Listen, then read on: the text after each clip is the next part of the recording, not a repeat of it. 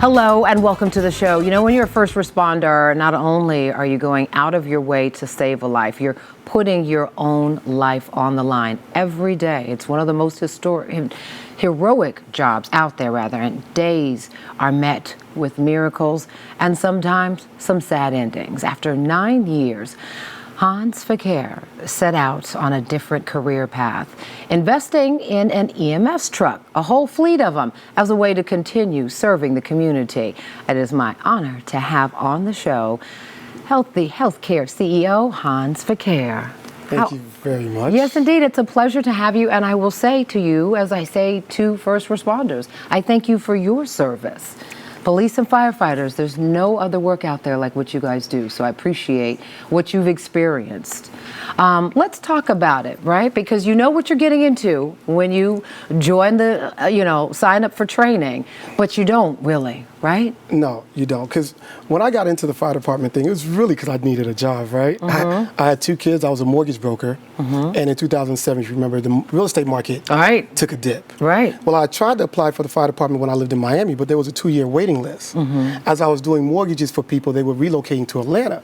So I got a chance to get a glimpse of what Atlanta had to offer. Yeah. I bought a house, but I put a bid on a house, and I had to go through the whole approval process. Yeah. While at this time, I'm driving back and forth from Miami, taking the physical agility test, all the tests for the fire department. Yeah. The day that I closed on my house, I was offered a job there. So it was like, wow. Thank you, God. Yes, and indeed. Clearly a sign. Yes, clearly a definitely. sign.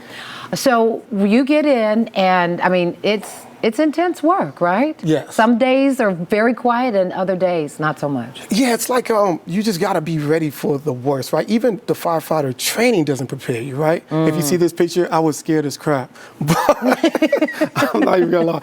But it doesn't prepare you for it just barely prepares you, right? And then I noticed that even though I'm afraid of heights, when my adrenaline's kicking in and somebody needs my help, you don't even think about it. You don't see how high you are, right? I think I just got afraid of heights just looking at that. So yeah, I get it.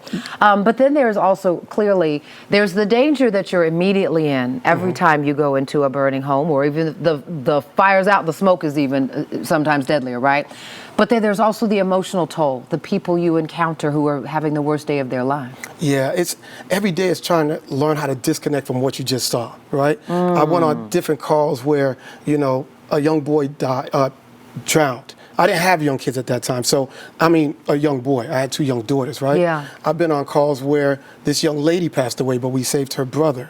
It's some crazy stuff, and you're always trying to how do I put this back in the back of my mind and go back to the fire station and get mentally ready for the next call. Yeah. And then at that point, I was a firefighter in Henry County. So at that just time, outside of Atlanta. Just outside of Atlanta, I was always the only black person in my particular station. So that was like a different dynamics, because now I'm dealing with people that have cultural differences. Right, that, might think differently of you, but then you got to trust the same person when you go into when you a all fire. go, right. We forget all about that. Yeah, no color. It's no color. So it was a complete learning experience for me. And then not only that, though, you're thinking about the different people, the different adjustments you have to be while you're on a fire, while you're at the fire station, and then when you come home. Yeah. Right? You still have to learn to be compassionate. Yeah. I think a lot of firefighters can relate. We become very numb.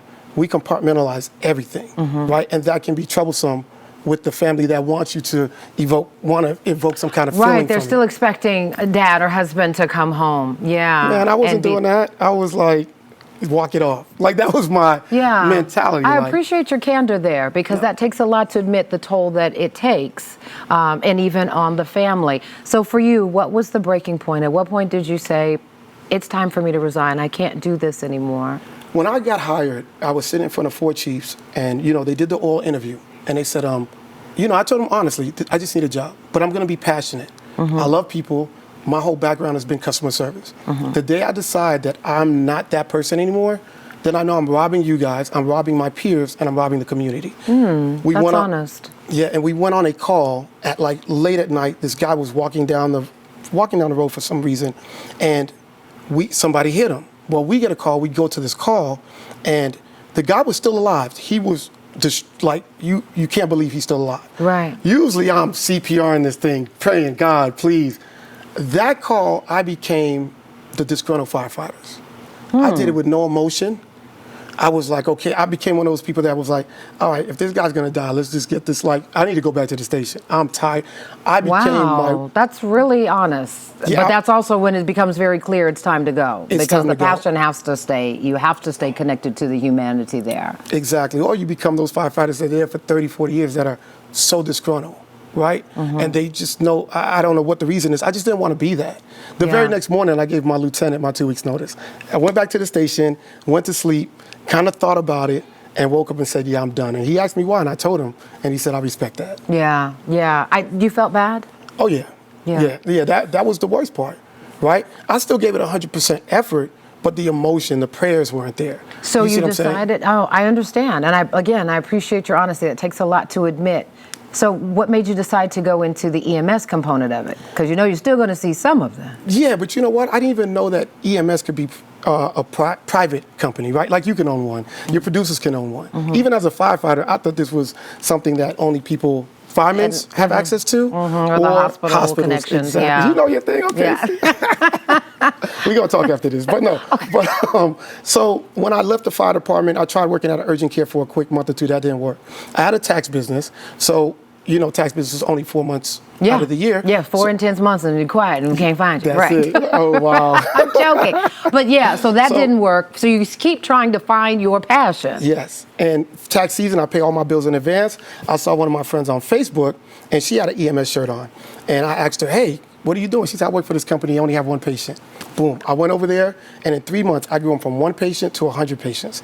I got recruited by another company. I'm so sorry. What were you No. gonna say? It's okay. Listen, I love your passion. Yeah. I'm going to take a break, though. Okay, all right. Because I want to hear, because I know you did some big things for that company in a very short amount of time. Yes, and ma'am. it still speaks to your passion, but it also speaks to some of your mortgage skills, right? It's the transferring of skills that you're going to continue to learn from Hanz after the break. Stay with us.